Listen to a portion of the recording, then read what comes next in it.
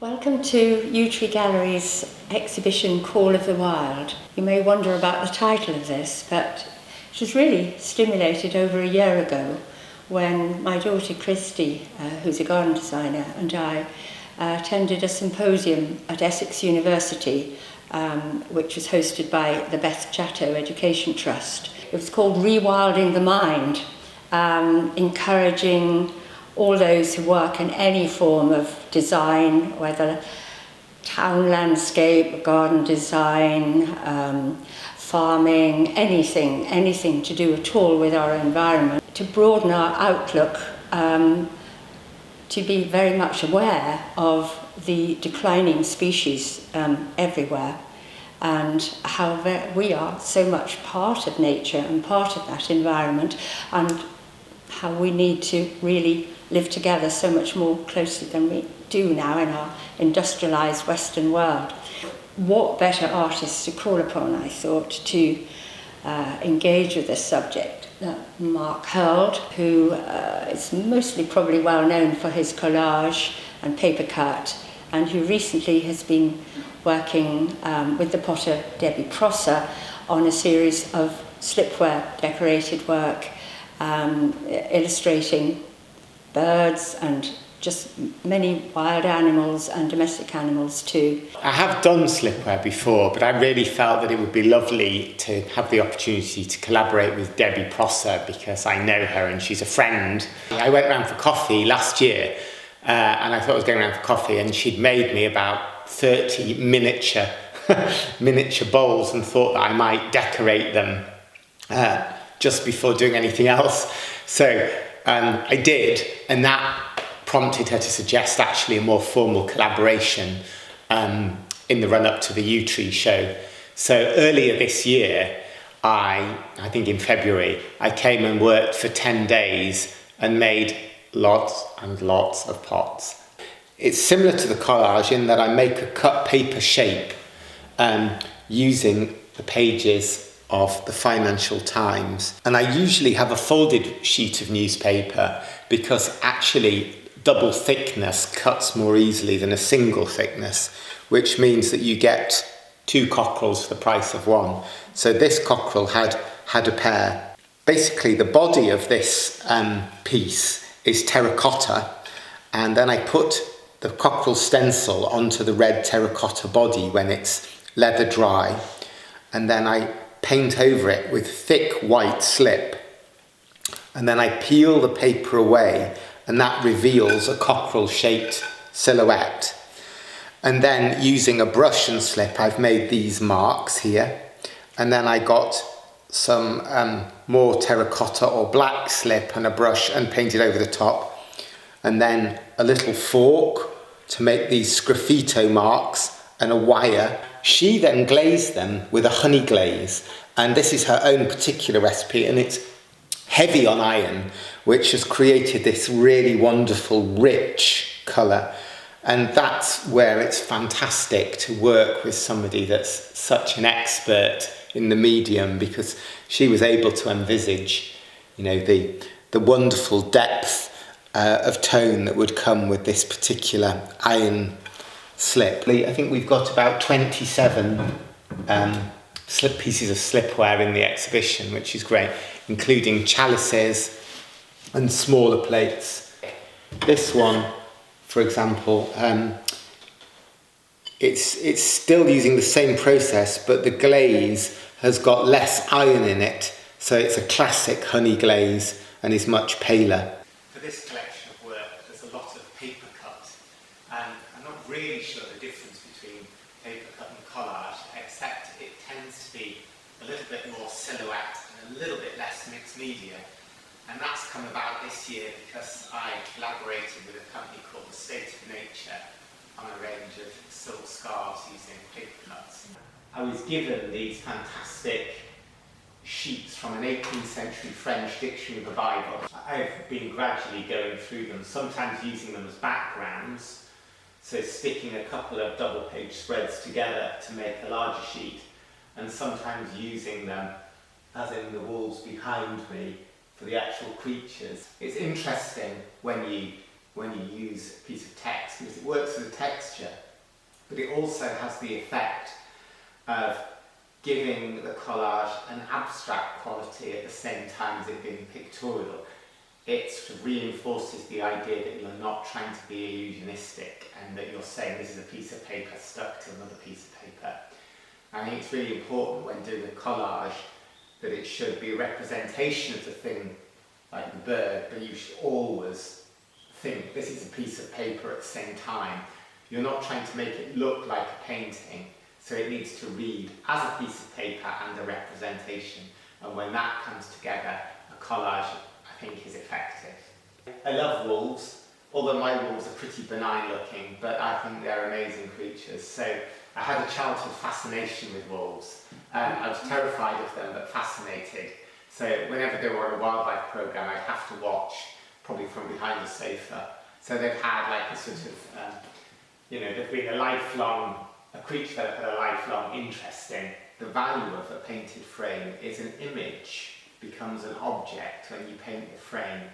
And I like things, so I feel that when I make a collage and add a frame, it becomes like a whole piece. And also, it's quite an interesting way of actually enabling you to bring a collage to conclusion. I get it 3/4 of the way done, and then I bring a blank frame up and put it over the top and make decisions about what colour to paint the frame and the slip. And then I do that, and then that enables me to amplify certain colours within the composition by using a coloured slip. I can emphasise certain colours in the collage, but it also tells me what I need to do in order to bring the collage to a conclusion. It tells me where I need salt and pepper in the image, if you know what I mean. So again, a bit like the print that I was talking about on the paper, it gives the images an abstract quality as well. Because though I am interested in creatures, I'm definitely not a wildlife artist. Image and creativity is my main interest, and the creatures are my subject, but it's that way round rather than somebody who is so obsessed by creatures who happens to do art. Alex Malcomson, who is a previous exhibitor here as well. Alex's main theme really is seabirds and the marine life as he experienced growing up in the Shetlands. As I've got older, my memories of childhood in Shetland seem to get ever stronger. It just seems to come through in the work. Whatever I try to do, it seems to come out. My interest in subsequent years has been a lot in, I suppose, what's called folk art, marine art, sailors' work, things like ship dioramas, scrimshaw, those kinds of things. Another strand of interest in duck decoys, which were originally made for shooting birds, but became a kind of sculptural art form in themselves. Part of an American folk art tradition, I suppose. They show the birds, but they show them in a kind of their essence rather than in any kind of great detail. So they're very fine sculptural forms. It allows you to combine painting, sculpture and craft in one piece. And I often think that I am these kind of three characters. There's painting and sculpture, and they work in a nice warm studio indoors. But there's this other guy who makes craft work, who works in a cold shed outside. The two guys indoors, they don't get much work done. But the chap outside, the craftsman, he comes in and says, "Come on, let's get something made." This particular piece is a ringoose, a red-throated diver, which is a fairly common bird up in Shetland, where I come from. Obviously very much stylised. What I like to do with some of the birds is, they're obviously like a bird to some degree, but I like to have sort of nautical, boaty kind of features to them.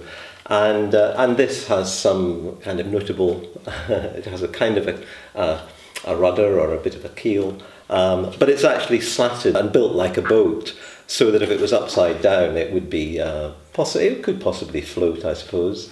But in Shetland, when a boat has had its day and is no longer seaworthy, it's very often turned upside down and used as a roof for, well, usually the chicken shed or something like that. Or there is somebody who has a house with a boat as the roof. So it's that kind of idea: the upturned boat and the bird. A number of different aspects of my memories of Shetland. The well-known printmaker Angela Harding, who I was really pleased to be able to incorporate in this show. Her main work is as an illustrator. She was kind enough to agree to show in this her original liner cuts with silkscreen colour. I'm lucky enough to move across the country with the work I do, both for illustration and my own personal work. The example we have here is a triptych, actually, of wildlife I was observed in North Norfolk. So this is actually my version of the North Norfolk coastline, incorporating where I've watched seals and avocets, as well as the fox that a lot of people will be familiar with. So I like to combine in my work that personal experience of seeing something, often early in the morning, or we have a little boat, my husband and I, so it's often things like the avocets we observe from actually being on the water, as well as watching things from bank size. The other work that's on the either side of the triptych is actually Cornwall inspired and Scotland inspired, and these are actually illustration pieces for Penguin books, for Rain and Winds books, which people locally might be familiar with. But equally, they are my own personal experiences of seeing things like curlews, or in the case of the one at the end, little owls and rabbits and deer. And this is actually one of the pieces that I've made for the new book Rewilding, which is an illustrated guide to wilding. It's a gift children's book. And in this image here, you actually have the whole cycle of which is very much Isabella Tree's philosophy of incorporating the oak tree. The theme of this show, the wilding, really relates obviously personally to my work and the project I was doing, as I was saying, at the Knepp Estate, which actually is fed into my latest advent calendar, available in Gilly's gallery. And this is actually the little house that I stayed on in the Knepp Estate. So again, the themes that you can see running through my work of foxes and rabbits is very much part of the new advent calendar. I do one of these every year. I mainly use traditional lino, which is grey in colour, and then I paint it with Indian ink. So as you carve the block, it sort of reveals the line work, because where you're going to have the ink is where you've left the block raised, and where you cut away is where the colour is going to come through. So you're working in a negative in terms of when you draw, you get a black line, but obviously when you're doing a lino block, you get a white line, or in this case, with the colour coming through from behind. And also it's a reverse, it's like a mirror image of what you're doing. And people say, oh, that must be tricky, but actually I think it suits my mind to have things reversed, because I am left-handed and quite dyslexic, and I think that there's a tendency to see the world in reverse if you have that. Robina Jack, who lives on the Essex marshes where there are so many marsh birds and sea life as well. She creates beautifully colourful narrative decorated dishes and platters and so on, incorporating animals and birds from around the world that are in decline. Terry Shone, he again is familiar to several of you who've been to our exhibitions in the past.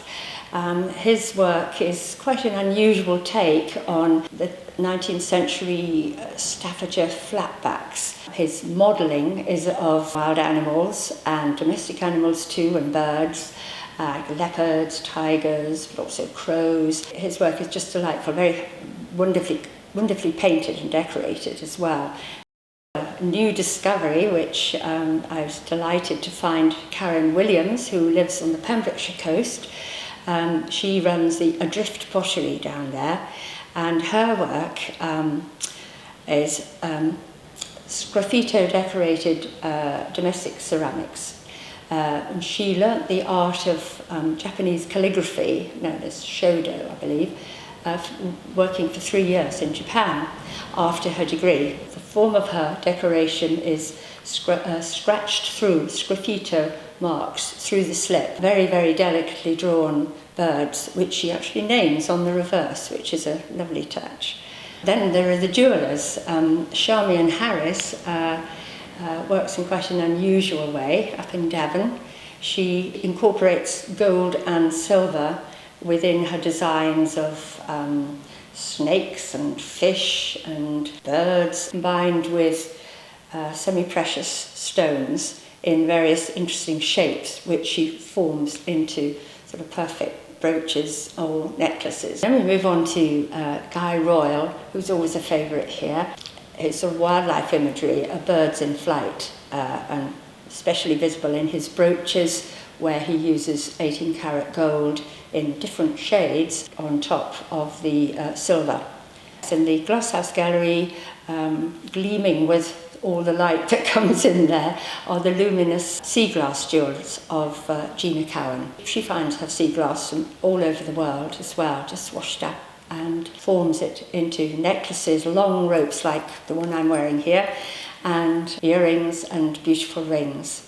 As you know, we usually incorporate some outdoor sculpture in our Yew Tree exhibitions, and this time we have a magnificent hare and a seal carved out of Anchorshire stone by Reece Ingram.